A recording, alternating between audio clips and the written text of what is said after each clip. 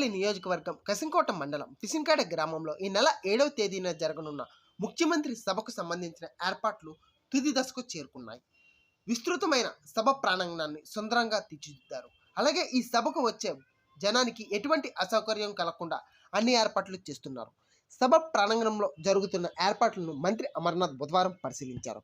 అలాగే కసింకోట ఎంపీడీఓ కార్యాలయంలో ఏర్పాటు చేసిన హెలిప్యాడ్ను మంత్రి అమర్నాథ్ పరిశీలించారు. ఈ కార్యక్రమంలో Andhra Pradesh water inline chairman Dantuluru Dilip Kumar, YSRCP జిల్లా అధికార ప్రతినిధి మల్లా బుల్లిబాబు, అనకాపల్లి ఎంపీపీ గొర్లి సూరిబాబు, కసింకోట జడ్పీటీసీ దంతులూరి శ్రీధర్రాజు, అనకాపల్లి మండల వైఎస్ఆర్సీపీ అధ్యక్షులు పెద్దిశెట్టి గోవింద్, కలగా గున్నాయి నాయుడు, మలసాల కిషోర్, సర్పంచ్ ఎల్లప్ప రమేష్, వైఎస్ఆర్సీపీ నాయకులు, కార్యకర్తలు మరియు అధికారులు పాల్గొన్నారు.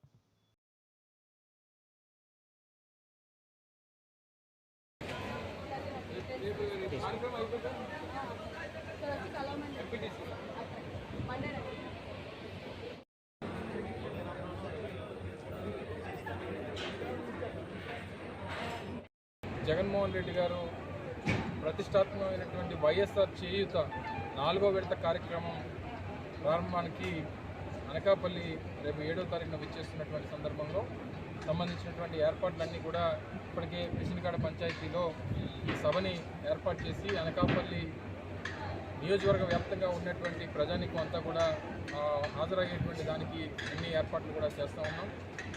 చేయూత కార్యక్రమంలో భాగంగా దాదాపు 25 లక్షల మంది పైచీలకు మహిళలకి 18,750 రూపాయలు 4వ విడత ఇచ్చి, ఎన్నికల ముందు ఏదైతే 45 సంవత్సరాల నుంచి 60 సంవత్సరాల లోపు ఉన్నటువంటి ఎస్సీ, ఎస్టీ, బీసీ మైనార్టీ మహిళలకి చేతి కింద 75,000 రూపాయలు ఇస్తామని చెప్పామో, అది రేపటితో ఇచ్చినటువంటి హామీని కూడా పూర్తి చేసేటువంటి కార్యక్రమం ప్రభుత్వం చేయబోతా ఉంది.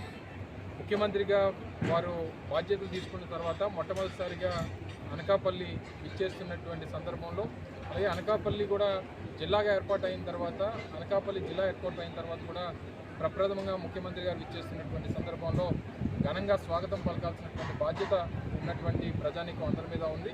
దయచేసి అందరూ కూడా కార్యక్రమానికి హాజరై ముఖ్యమంత్రి గారిని ఆశీర్వదించడానికి, ఆయనకి మద్దతు పలకడానికి అందరూ కూడా హాజరవ్వాలని చెప్పి మీ ద్వారా కోరుతా ఉన్నాం.